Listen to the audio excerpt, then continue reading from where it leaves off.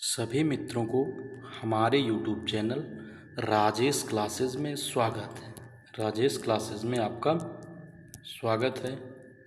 और मैं लेके आया हूँ साइंस। क्या लेके आया हूँ? साइंस। मैं लेके आया हूँ साइंस लेके आया हूँ जो आपके आने वाले एग्ज़ामों में काफ़ी मोस्ट इम्पॉर्टेंट होंगे। आपके जैसे एग्ज़ाम होना है बिहार पुलिस, अगर मैं बताऊँ इतने समय, तो आपका एक एग्ज़ाम होना है बिहार पुलिस हो गया। वहीं का एक एग्ज़ाम होता है BSSC करा रही है, जिसमें होगा इंटर लेवल का।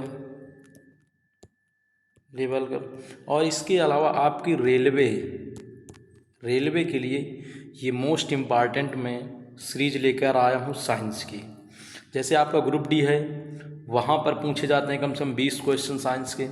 इसके अलावा आपके ग्रुप डी में हो गया बिहार जो पुलिस होना है, उसमें 30 क्वेश्चन पूछे जाते हैं। इंटर लेवल का जो एग्ज़ाम बिहार का होना, उसमें भी कम से कम 30 से 35 क्वेश्चन आने हैं। तो यदि आप ये सीरीज़ हमारी देखेंगे तो ये मान लीजिए कि आपके, तो मैं 30 तो नहीं कह रहा हूँ, लेकिन 28 लगभग 27 से 28 क्वेश्चन आपको इस सीरीज़ से मिल जाएंगे। और आने वाले समय में जो भी आपका एग्ज़ाम होगा, जैसे SSC बैंक रेलवे, वहाँ के लिए भी ये मोस्ट इम्पॉर्टेंट होंगे। तो देखते हैं इन क्वेश्चनों को और काफ़ी कुछ। तो पहला क्वेश्चन है, विज्ञान की वह शाखा जिसके अंतर्गत समस्त सजीवों अर्थात जीवधारियों का अध्ययन किया जाता है वो क्या कहलाता है? अर्थात जिस विज्ञान की जिस शाखा के अंतर्गत जीवधारियों का अध्ययन किया जाता है वो क्या कहलाता है? वो जीव विज्ञान कहलाता है बेटा। क्या कहलाता है? वो जीव विज्ञान कहलाता है। अगला क्वेश्चन ये रहा, जीव विज्ञान शब्द का प्रयोग सर्वप्रथम किसने किया था? तो आप बताएंगे जीव विज्ञान शब्द का प्रयोग सर्वप्रथम लैमार्क और ट्यूरेनियस नामक व्यक्ति थे, जो 1801 ईस्वी में किए थे। कौन? लैमार्क और ट्यूरेनियस नामक व्यक्ति ने 1801 में किए थे। ओके। अगला क्वेश्चन, जीव और जंतु विज्ञान का जनक किसे माना जाता है? तो आप बताएंगे जीव और जंतु विज्ञान का जनक अरस्तु को माना जाता है। अगला क्वेश्चन, जय विकास को सर्वप्रथम किसने समझाया था? तो लैमार्क ने। जय विकास को सर्वप्रथम किसने समझाया था? तो आप बताएंगे लैमार्क ने।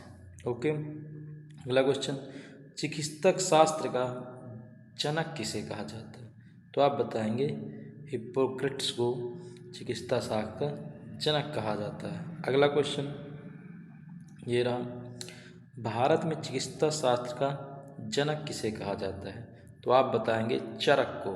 और चरक कनिष्क के दरबार में रहते थे बेटा, कनिष्क के दरबार में रहते थे और उन्होंने चरक संहिता नामक बुक लिखी थी। कौन सी? चरक संहिता नामक बुक लिखी थी। अगला क्वेश्चन देखते हैं, वनस्पति विज्ञान का जनक या पिता किसे कहते हैं? थियोफ्रेटस को वनस्पति विज्ञान का पिता कहते हैं। भारत में शल्य चिकित्सा अर्थात शल्य चिकित्सक के पिता या जनक किसे कहते हैं? सुश्रुत को, जिसे हम प्लास्टिक सर्जरी बोलते हैं वर्तमान में, उसको भारत में सुश्रुत को जनक माना जाता है। ओके। अगला क्वेश्चन ये रहा हमारा, मानव का विकास इतिहास परंपराओं से संबंधित विषय क्या कहलाता है? अर्थात मानव का जिसमें विकास होता और उस इतिहास या और उसकी परंपराओं का विषय क्या कहलाता है? तो आप बताएंगे एंथ्रोपोलॉजी कहलाता है। क्या कहलाता है? एंथ्रोपोलॉजी कहलाता है। अब कुछ बुकें हैं, अरस्तु को जंतु विज्ञान कहा जाता है, तो इसलिए उन्होंने हिस्टोरिया एनिमलिज्म नामक बुक लिखी। एनिमल्सिज्म नामक बुक किसकी? अरस्तु की है। जबकि हिस्टोरिया प्लांटोरियम किसकी है? थियोफ्रेटस की, क्योंकि इन्होंने पौधों के बारे में काफ़ी कुछ लिखा है। किसने? ये देखो, वनस्पति विज्ञान के जनक, क्योंकि वनस्पतियों के बारे में या पेड़ पौधों के बारे में लिखा, इसलिए थियोफ्रेटस को इनकी बुक का नाम हिस्टोरिया प्लांटोरियम है। तो पूछ सकता है, आप याद रखिएगा। अब देखते हैं अगला, जीवधारियों का वर्गीकरण। जो जीवों का वर्गीकरण किया गया है वो किस आधार पर किया गया है उसके बारे में, और जीवधारियों का वर्गीकरण किसने किया? देखते हैं। जीवों के आधुनिक वर्गीकरण या विभाजन का या वर्गीकरण का पिता कहा जाता है। तो ऐसा कौन सा व्यक्ति था जिसने जीवधारियों को विभाजित किया था?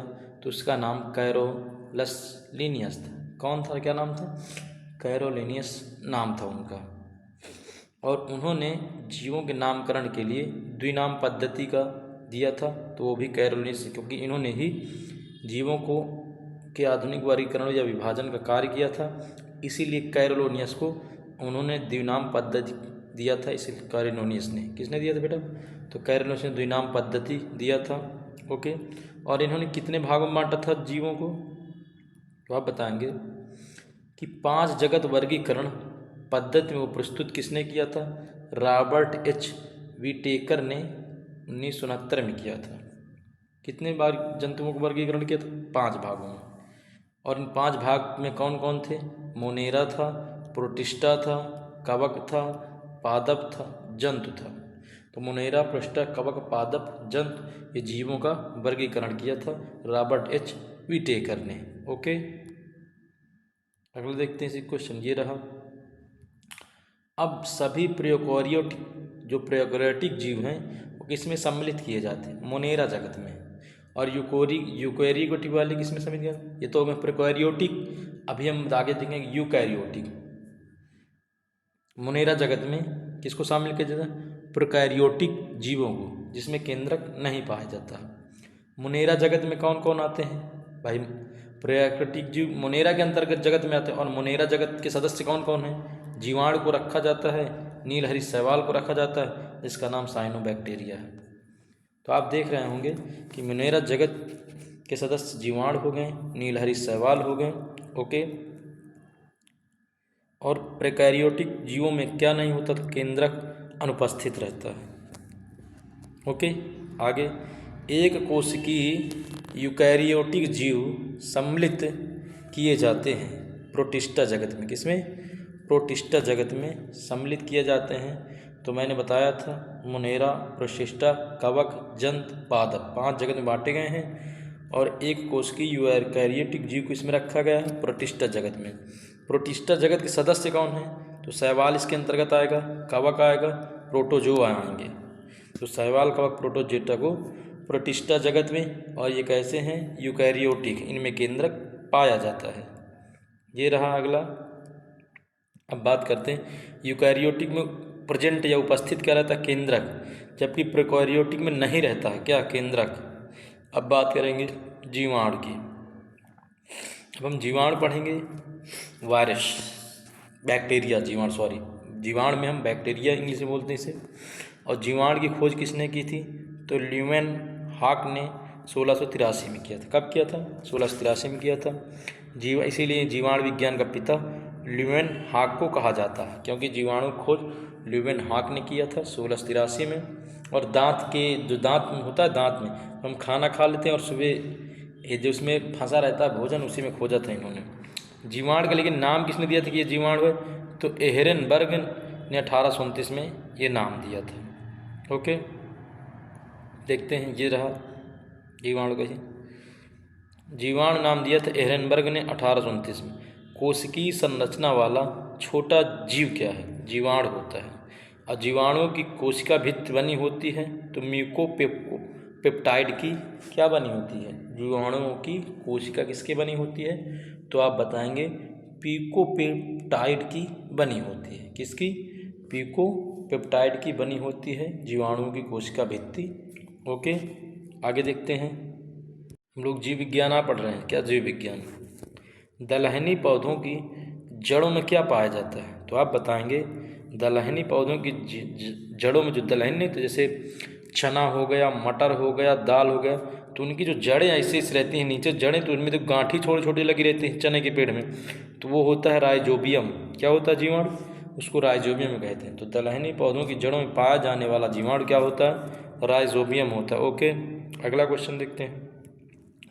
वायुमंडल में नाइट्रोजन को नाइट्रोट के रूप में परिवर्तन करता है, कौन करता है? राइजोबियम ही करता है। किसको? जो वायुमंडल में नाइट्रोजन होता है तो पेड़ पौधे डायरेक्ट नाइट्रोजन के रूप में उसको ग्रहण नहीं करते, बल्कि वो नाइट्रेट के रूप में पेड़ पौधे ग्रहण करते हैं और उनके जड़ों में देखो बन जाता है दलहनी, जो पेड़ पौधे होते हैं उनकी जड़ों में छोटे छोटे, तो इसे राइजोबियम ही कहा जाता है। अगला, दूध में पाए जाने वाला जीवाणु क्या होता है? लैक्टोबैसिलस होता है, जो पाचन करने का कार्य करता है। आगे देखते हैं, ये रहा। एंटीसेप्टिक सर्जरी की खोज किसने की थी? तो एंटीसेप्टिक सर्जरी की खोज जोसेफ लिस्टर ने की थी। किसने की थी? जोसेफ लिस्टर ने की थी। अगला क्वेश्चन, जीवाणु में राइबोसोम पाया जाता है 70 प्रकार। तो जीवाणु में राइबोसोम किस प्रकार का पाया जाता है? तो 70 का पाया जाता है। अगला देखते हैं, प्रोटोजोआ से अब पढ़ेंगे, हम प्रोटोजोआ पढ़ेंगे कि प्रोटोजोआ से कौन क्या होता है, किस तरह का होता है। देखो, प्रोटोजोआ जो होता है एक कोशिकीय जीव है और ये किस में आता है? ये आता है यूकैरियोटिक कोशिका में। किस में आता है बेटा? यूकैरियोटिक कोशिका में आता है। और ये प्रोटिस्टा जगत के अंतर्गत आएगा। अगर उसके पूछे कि जगत में किसमें, तो 5 जगत में जीवों को बांटा गया है, तो प्रोटिस्टा के अंतर्गत आएगा और ये एक कोशिकीय जीव होगा और यूकैरियोटिक कोशिका, और इसमें प्रोटोजोआ में केंद्रक भी पाया जाएगा। इसमें केंद्रक पाया जाएगा, तो आप याद रखिएगा। प्रोटोजोआ शब्द का प्रयोग प्रथम बार किसने किया था? तो एक व्यक्ति जिनका नाम था गोल्डफस, इन्होंने प्रोटोजोआ शब्द का प्रथम प्रयोग किया था। अब बात करते हैं प्रोटोजोआ संघ में जंतु कौन कौन शामिल होता है। तो अमीबा आपने देखा होगा, यूग्लिना देखा होगा, प्लाज्मोडियम हो गया, एंड अमीबा, हिस्टोलिका की चीज़ें। कौन कौन protozoa? Amoeba, Euglena, Plasmodium, and amoeba, histolytica को प्रोटोजोआ के अंतर्गत शामिल किया जाता है। किसको बेटा? Amoeba, Euglena, Plasmodium, and amoeba और हिस्टोलिका। तो आप याद रखिएगा। अगला देखते हैं, अब आपसे पूछेगा कि बताइए हरा प्रोटोजोआ कौन है? तो यूग्लिना हो गया। क्या हो गया? तो हरा प्रोटोजोआ अगर आपसे पूछे तो यूग्लिना तो प्रोटोजोआ के अंतर्गत आता है, लेकिन इसे हरा प्रोटोजोआ भी कहते हैं। किसको? यूग्लिना। ओके, अगला देखते हैं, ये रहा। विषाणु के बारे में पढ़ेंगे। किसके बारे में बेटा? वायरस के बारे में पढ़ेंगे। किसके? वायरस के बारे में हम लोग पढ़ेंगे। वायरस के बारे में हम पढ़ेंगे, ये वायरस के बारे में। संसार का सबसे सूक्ष्मतम जीव क्या है? वायरस होता है, विषाणु या वायरस। तो आपसे पूछे कि संसार का सूक्ष्मतम जीव कौन है? तो विषाणु या वायरस होगा। विषाणु का अध्ययन क्या कहलाता है? तो विषाणु का अध्ययन वायरोलॉजी कहलाता है। विषाणु की खोज किसने की थी? तो आप बताएंगे इनावोस्की नामक एक व्यक्ति थे, उन्होंने 1892 में इसकी खोज की थी। किसने की थी विषाणु की? तो इवानोवोस्की ने 1892 में इसकी खोज की थी। आगे देखते हैं, ये साधारणतः बने किसके होते हैं? विषाणु किसके बने होते हैं? तो प्रोटीन और आरएनए, जिसे हम राइबोन्यूक्लिक एसिड कहते हैं। तो प्रोटीन और आरएनए के क्या बने होते हैं? तो विषाणु इसी के बने होते हैं। ओके, अगला देखते हैं, ये रहा। किसके बने? तो इसके बने, प्रोटीन और आरएनए के बने। विषाणु का आकार कितना होता है? तो 0.15 से 0.2 माइक्रोन के इतना होता है, इसलिए संसार का सबसे छोटा सूक्ष्म जीव कहा जाता है। रासायनिक रूप से विषाणु होते क्या हैं? आपसे पूछे कि रासायनिक रूप से विषाणु क्या होता है? तो न्यूक्लियो प्रोटीन होता है। क्या होता है बेटा? न्यूक्लियो प्रोटीन होता है। और मैंने बताया कि आपसे जो आपकी होने वाली बिहार पुलिस और इसके अलावा आपकी बिहार इंटर लेवल की जो वैकेंसी आई थी, और इसके अलावा रेलवे एनटीपीसी, ये सब चीज़ के लिए साइंस बहुत इंपॉर्टेंट है, तो इसको हल्के मत लीजिए आप। कोशिका विज्ञान अब पढ़ते हैं हम लोग, कोशिका विज्ञान, कोशिका के बारे में। तो जीवन की मूलभूत इकाई क्या होती है? कोशिका होती है। देखो, जो छोटी कोशिका से मिलके क्या बनते हैं बेटा? ऊतक बनते हैं। कोशिका से मिलकर बनता है आपका ऊतक, और ऊतक से मिलकर बनता है बेटा अंग, और अंग से मिलकर क्या बनता है बेटा? शरीर बनता है, हमारा शरीर बनता है। तो आप ये भी याद रखिएगा। ओके, कोशिका की खोज किसने की थी? तो रॉबर्ट हुक ने 1665 में की थी। किसने की थी? रॉबर्ट हुक ने 1665 में की थी। अगर बात कीजिए, लेकिन मरी हुई कोशिकाओं की नहीं खोज की थी, जबकि जीवित कोशिकाओं की खोज किसने की थी? तो ल्यूवेन हॉक ने की थी। किसने की थी? ल्यूवेन हॉक ने की थी। ओके, कोशिका का अध्ययन क्या कहलाता है? तो आप बताएंगे कोशिका का अध्ययन साइटोलॉजी कहलाता है। अब आपसे पूछिए, लेकिन इसका सिद्धांत किसने दिया था कोशिका का? तो आप बताएंगे स्लाइडेन और स्वान ने 1838-39 में क्या दिया था? कोशिका का सिद्धांत दिया था। ओके, आगे देखते हैं जीवधारियों की संरचनात्मक एवं क्रियात्मक इकाई क्या कहलाती है? कोशिका कहलाती है। मतलब जो जीवधारी होती है, जिसमें सजीव, जिसमें अर्थात जीव पाया जाता है या आत्मा पाई जाती है, तो उनकी संरचना कैसी होती है? तो कोशिका से बनी होती है। ओके, कोशिका के प्रकार कितने होते हैं? तो आप बताएं। कोशिका 2 प्रकार की होती है। कोशिका कितने प्रकार की होती है? 2 प्रकार की होती है बेटा। कौन? प्रोकैरियोटिक कोशिका और यूकैरियोटिक। प्रोकैरियोटिक कोशिका में केंद्रक नहीं पाया जाता, इसमें केंद्रक नहीं पाया जाता है, जबकि यूकैरियोटिक कोशिका में पाया जाता है। ओके, देखते हैं आगे इसका पूरा। ये रहा। तो केंद्रक एवं केंद्रिका किस में नहीं पाई जाती? तो आप बताएंगे प्रोकैरियोटिक कोशिका में केंद्रक नहीं पाया जाता है। और पाया किस में जाता था? केंद्रक एवं केंद्रिका किस में पाई जाती? तो आप बताएंगे यूकैरियोटिक कोशिका में केंद्रक और केंद्रिका पाई जाती है। ओके, आगे देखते हैं। अब आपसे पूछेगा कि सबसे छोटी कोशिका क्या होती है? तो आप बताएंगे माइकोप्लाज्मा गैलीसेप्टिकम जीवाणु की सबसे छोटी कोशिका होती है। किसकी? तो आप बताएंगे माइकोप्लाज्मा गैलीसेप्टिकम जीवाणु की सबसे छोटी कोशिका होती है। ओके, अब आपसे पूछेगा कि सबसे छोटी, तो मैंने बता दिया। सबसे बड़ी कोशिका क्या होती है? तो आप बताएंगे शुतुरमुर्ग अंडा की। जुन्ना उड़ने वाला एक बहुत बड़ा पक्षी होता है, दौड़ता बहुत तेज है, और अफ्रीका के काला हांडी मरुस्थल में यह पाया जाता है। मानव शरीर की सबसे लंबी कोशिका, तो न्यूरॉन या तंत्रिका तंत्र कोशिका होती है। पूछे आपसे कि मानव शरीर की, तो ऐसे अगर पूछे कि सबसे बड़ी कोशिका, तो आप शुतुरमुर्ग अंडे की, लेकिन मानव के जो शरीर होता है उसके पूछा जाए, मानव के शरीर में तो बहुत सी कोशिका होती, लेकिन सबसे लंबी कोशिका कौन सी होती है? तो न्यूरॉन तंत्रिका तंत्र कोशिका सबसे लंबी कोशिका होती है। अब आपसे पूछेगा कि मानव शरीर में पाई जाने वाली सबसे छोटी कोशिका क्या है? तो बड़ी लंबी हो गई, अब सबसे छोटी, तो सेरिबेलम की ग्रेन्यूल सेल की का होती है। सेरिबेलम अगर बताऊं तो मस्तिष्क का एक पार्ट है, उसी की बात हो रही है यहाँ पर। तो सेरिबेलम की ग्रेन्यूल सेल सबसे छोटी मानव शरीर की कोशिका है, जबकि सबसे बड़ी क्या है? देखो, लंबी और बड़ी में दोनों में फर्क है, ये सबसे छोटी है। अब आपसे पूछे कि मानव शरीर में पाई जाने वाली सबसे बड़ी मतलब लंबाई चौड़ाई में, और जबकि लंबाई से मतलब लंबाई में, तो मानव शरीर की सबसे बड़ी पाई जाने वाली कोशिका तो अंडाणु या ओएम, ये महिला में पाई जाती है, अंडाणु। ओके, क्योंकि मनुष्य में शुक्राणु होते हैं, महिलाओं में अंडाणु होते हैं। अगला देखते हैं, कोशिका की संरचना के बारे में पढ़ते हैं। कोशिका की संरचना, जीवन का भौतिक आधार क्या है? तो आप बताएंगे जीवन का भौतिक आधार क्या होता है? तो जीव द्रव्य होता है। जीव द्रव्य की खोज किसने की थी? तो आप बताएंगे डुजार्डिन नामक व्यक्ति थे, उन्होंने खोज की थी, जीव द्रव्य की खोज की थी। तो जीवन का भौतिक आधार क्या है? जीव द्रव्य है। जीवन की खोज किसने की? तो डुडार्जिन ने खोज की थी। लेकिन जीव द्रव्य का नामकरण किसने किया था? तो पुरिकिंजे नामक एक व्यक्ति थे, उन्होंने 1829 में इसका नामकरण जीव द्रव्य किया था। और खोजा किसने? डुडार्जिन ने। जीव द्रव्य जीवन का भौतिक आधार है, ये किसका कथन है? हेक्सले थे, उन्होंने कहा था कि जीव द्रव्य जीवन का भौतिक आधार या बेस है। ओके, लेकिन जीव द्रव्य का सिद्धांत किसने दिया था? तो आप बताएंगे जीव द्रव्य का सिद्धांत सुलजे ने किया था। किसने किया था? सुलजे ने किया था। और आप इसको बार बार देखते रहेंगे, जरूर याद हो जाएगा और आपके अच्छे मार्क प्राप्त कर सकेंगे।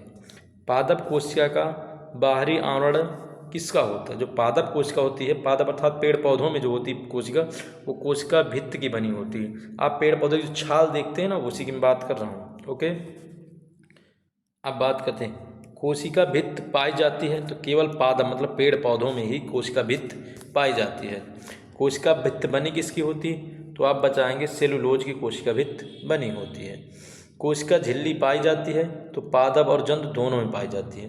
तो कोशिका झिल्ली आपसे पूछे किस में पाई जाती है? तो पादप, पेड़ पौधे और जंतुओं में दोनों में पाई जाती है। ओके, अगला देखते हैं, ये रहा।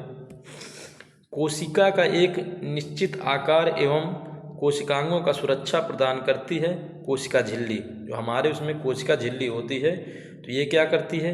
ये कोशिकांगों की सुरक्षा प्रदान का कार्य करती है। ओके, अब पूछेगा कोशिका झिल्ली किसकी बनी होती है? तो आप लिपिड और प्रोटीन की कोशिका झिल्ली बनी होती है। किसकी बनी होती है बेटा? तो कोशिका झिल्ली, प्लाज्मा झिल्ली जिसे हम कहते हैं, ये लिपिड और प्रोटीन की बनी होती है। आगे देखते हैं माइटोकॉन्ड्रिया के बारे में हम पढ़ेंगे, तो टॉपिक वाइज है। अब माइटोकॉन्ड्रिया के बारे में पढ़ेंगे। इसके बाद माइटोकॉन्ड्रिया जिसे हम शरीर का पावर हाउस कहते हैं। ओके, अब देखते हैं माइटोकॉन्ड्रिया खोज किसने की थी, तो आप बताएंगे माइटोकॉन्ड्रिया खोज अल्टमैन ने की थी। किसने की थी बेटा, तो अल्टमैन ने की थी। लेकिन इसका नामकरण किसने किया था, माइटोकॉन्ड्रिया खोज करने का अल्टमैन ने किया था, लेकिन इसका नामकरण किसने किया, तो आप बताएंगे बेंडा ने किया था। किसने, बेंडा ने किया था। अब आपसे पूछेगा माइटोकॉन्ड्रिया में पाया गया नहीं जाता, तो आप बताएंगे बैक्टीरिया या जीवाणु नहीं पाया जाता है। तो माइटोकॉन्ड्रिया में जीवाणु नहीं पाया जाता है। अगला, माइटोकॉन्ड्रिया में पाए जाने वाला द्रव्य क्या होता है, उस द्रव्य का नाम मैट्रिक्स होता है। क्या नाम होता है, मैट्रिक्स। तो माइटोकॉन्ड्रिया में पाए जाने वाले द्रव्य को क्या कहते हैं, मैट्रिक्स कहते हैं। ओके, अगला देखते हैं, कोशिका का पावर हाउस या ऊर्जा ग्रह किसे कहा जाता है, तो माइटोकॉन्ड्रिया कहते हैं। और ये ऊर्जा किसमें निर्माण करती है, एटीपी के रूप में निर्माण करेगी। आगे हम देखते हैं कोशिका का श्वसन केंद्र क्या है, जहाँ मतलब कोशिका जो श्वसन का कार्य करती है वो कहाँ करती है, माइटोकॉन्ड्रिया में करती है। ओके, माइटोकॉन्ड्रिया में ऊर्जा किस रूप में संचित होती, तो मैंने बताया कि एटीपी के रूप में ऊर्जा माइटोकॉन्ड्रिया में संचित होती है। ये रहा। एटीपी का निर्माण कहाँ होता है, तो आप बताएंगे माइटोकॉन्ड्रिया। एटीपी की इकाई क्या होती है, तो आप बताएंगे ऊर्जा है। अब पूछेगा केब्र चक्र क्या होता है, तो माइटोकॉन्ड्रिया में होता है। तो आपसे पूछे केब्र चक्र कहाँ होता है, तो आप बताएंगे माइटोकॉन्ड्रिया में होता है। केब्र चक्र की खोज किसने की थी, तो आप बताएंगे हैंस केब्स ने की थी, इसलिए उन्हीं के नाम से इसका नाम केब्र से है। आगे, माइटोकॉन्ड्रिया का दिल कहलाता है, तो ये भी इंपॉर्टेंट है, क्रिस्टी क्या कहलाता है, तो माइटोकॉन्ड्रिया का दिल कहलाता है। तो आप बताएंगे क्रिस्टी माइटोकॉन्ड्रिया का दिल कहलाता है। क्या कहता है, माइटोकॉन्ड्रिया का दिल कौन कहलाता है, तो आप बताएंगे क्रिस्टी माइटोकॉन्ड्रिया का दिल। गाल्जी काय के बारे में अब हम पढ़ेंगे, किसके बारे में, तो हम पढ़ेंगे गाल्जी काय के बारे में। हमने जीवाणु के बारे में पढ़नी, हमने बैक्टीरिया के बारे में पढ़नी, हमने कवक के बारे में पढ़ लिया, हमने प्रोटोजोआ के बारे में पढ़ा, हमने माइटोकॉन्ड्रिया के बारे में पढ़ा। अब हम पढ़ेंगे गाल्जी काय के बारे में। गाल्जी काय की खोज किसने की थी, कैमिलो गाल्जी ने की थी। किसने की थी बेटा, गाल्जी काय खोज कैमिलो गाल्जी ने की थी। गाल्जी काय के क्रियात्मक इकाई को क्या कहते हैं, तो आप बताएंगे सिस्टर्नी कहते हैं। क्या कहते हैं, सिस्टर्नी। तो गाल्जी काय के क्रियात्मक कार्य करने वाली इकाई को क्या कहलाती है, सिस्टर्नी कहलाती है। कोशिका का ट्रैफिक पुलिस या किसे कहते हैं, तो पावर हाउस माइटोकॉन्ड्रिया कहते हैं, लेकिन कोशिका को ट्रैफिक पुलिस या यातायात प्रबंधन कहते हैं, तो गाल्जी काय को कह लेते हैं। किसको, गाल्जी काय को कहते हैं। और ये गाल्जी काय के नाम से ही इसका नाम कैमिलो गाल्जी काय पड़ा था। जैसे केब्र चक्र का नाम क्रेब्स के द्वारा किया गया था, क्योंकि उन्होंने इसकी खोज की थी। देखते हैं, ये रहा। गाल्जी काय का मुख्य कार्य क्या है, श्रवण करना है, श्वास कार्य करना। कार्बोहाइड्रेट का संश्लेषण कहाँ होता है, तो गाल्जी काय द्वारा होता है। तो आपसे पूछेगा जो कार्बोहाइड्रेट का संश्लेषण कहाँ होता है, तो आप बताएंगे गाल्जी काय द्वारा होता है। किसके द्वारा बेटा, तो गाल्जी काय के द्वारा क्या होता है, कार्बोहाइड्रेट का संश्लेषण होता है। आगे अब पढ़ेंगे हम लाइसोसोम के बारे में। अब हम पढ़ेंगे लाइसोसोम के बारे में। किसके बारे में पढ़ेंगे, लाइसोसोम के बारे में पढ़ेंगे। लाइसोसोम की खोज किसने की थी, तो आप बताएंगे डी डूबे नामक व्यक्ति ने की थी 1948 में। किसने की थी, तो डी डूबे ने 1948 में किसकी खोज की थी, लाइसोसोम की। लाइसोसोम एक प्रकार का क्या होता है, एंजाइम होता है, और एंजाइम क्या होते हैं, प्रोटीन होते हैं। लाइसोसोम का मुख्य कार्य क्या है, बाह्य पदार्थों का भक्षण एवं पाचन करना। तो लाइसोसोम का मुख्य कार्य है बाहरी पदार्थों का भक्षण करना, उनको पचाने का कार्य काम करता है। अब कभी कभी ये आत्महत्या की थैली कहा जाता है, तो आत्महत्या की थैली किसे कहा जाता है, लाइसोसोम को कहा जाता है, क्योंकि यहाँ पर लोग आत्महत्या कर लेते हैं। कौन, जीवाणु। तो आत्महत्या की थैली किसे कहा जाता है, तो आप बताएंगे लाइसोसोम। पूछा गया है कोशिका का एटम बम लाइसोसोम को ही कहा, जैसे पावर हाउस माइटोकॉन्ड्रिया, तो एटम बम किसे कहा जाता है, लाइसोसोम को कहा जाता है। आत्महत्या की थैली भी से लाइसोसोम को कहा जाता है। लाइसोसोम का मुख्य कार्य क्या है, बाह्य पदार्थों का भक्षण करने एवं पाचन करना। ओके, अब हम पढ़ेंगे राइबोसोम के बारे में। किसके पढ़ेंगे, आरएनए और प्रोटीन के बारे में पढ़ेंगे। ये क्या है, किसने खोज की थी, ये रहा, इसके बारे में पढ़ेंगे। राइबोसोम की खोज पायलट ने 1953 में की थी। कब की थी, तो राइबोसोम की खोज पायलट ने 1953 की। राइबोसोम बना किसका होता है, तो आप बताएंगे आरएनए और प्रोटीन का। आरएनए का फुल फॉर्म राइबोन्यूक्लिक एसिड होता है, और राइबोसोम आरएनए प्रोटीन का बना होता है। राइबोसोम का निर्माण होता है तो केंद्रिका में, और केंद्रिका किसमें होती है? प्रोकैरियोटिक कोशिका में। ओके, राइबोसोम दो प्रकार के होते हैं, RS राइबोसोम्स और 80S राइबोसोम। तो 70S राइबोसोम्स और 80S राइबोसोम होते हैं। राइबोसोम दो प्रकार के होते हैं। ओके, देखते हैं, ये रहा। तो आपसे पूछेगा कि प्रोकैरियोटिक कोशिका में किस प्रकार के पाए जाते हैं, तो आप बताएंगे 70S प्रकार के राइबोसोम पाए जाते हैं, जबकि जिसमें केंद्रिका नहीं होती है यूकैरियोटिक कोशिका में, और इसमें 80S प्रकार के राइबोसोम पाए जाते हैं। राइबोसोम का मुख्य कार्य क्या है? प्रोटीन का संश्लेषण करना। तो प्रोटीन का संश्लेषण कौन करता है? तो आप बताएंगे राइबोसोम। इसीलिए जब ये संश्लेषण करेगा, पचाने का काम करेगा, इसीलिए प्रोटीन की फैक्ट्री किसे कहा जाता है?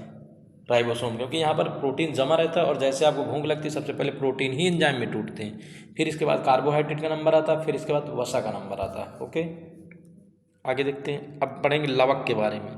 किसके बारे में पढ़ेंगे बेटा? लवक के बारे में। लवक तो हम पढ़ेंगे, लवक के बारे में पढ़ेंगे। लवक या प्लास्टिड कहाँ पाया जाता है? तो पादप या पेड़ पौधों में लवक पाया जाता है।